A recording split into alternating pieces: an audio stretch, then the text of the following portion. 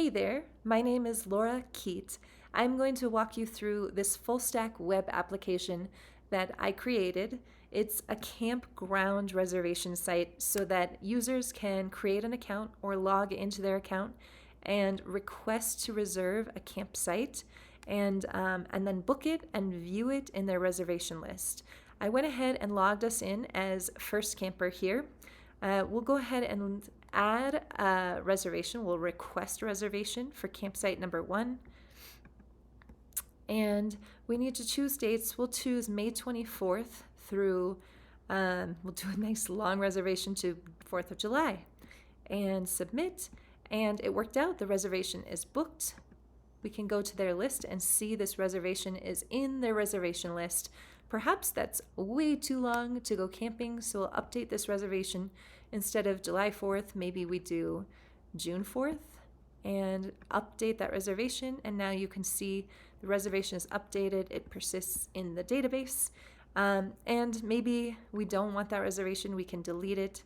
And camper number 1, first camper, no longer has any reservations.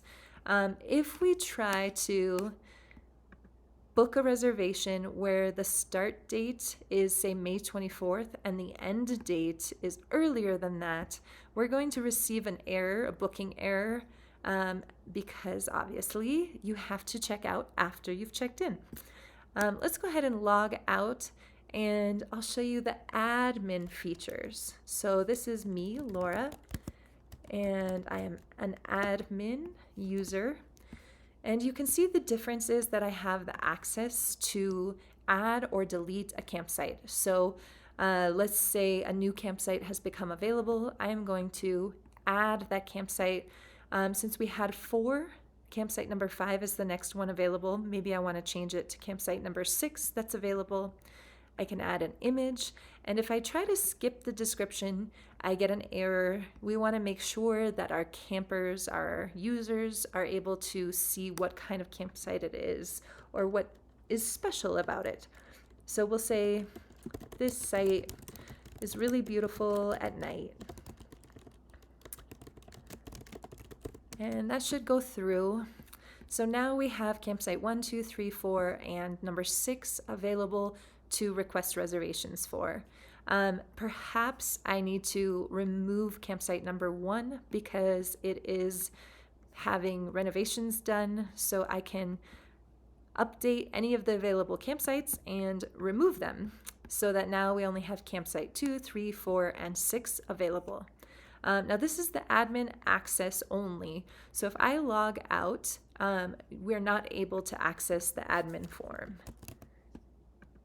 You'll get a not authorized error.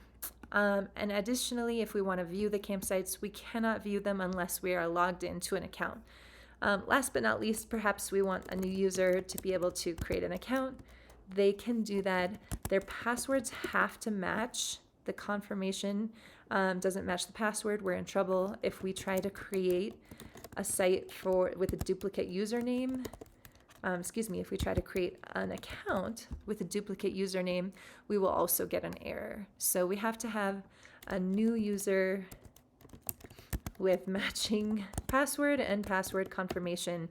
And now we've got an account set up for that new user.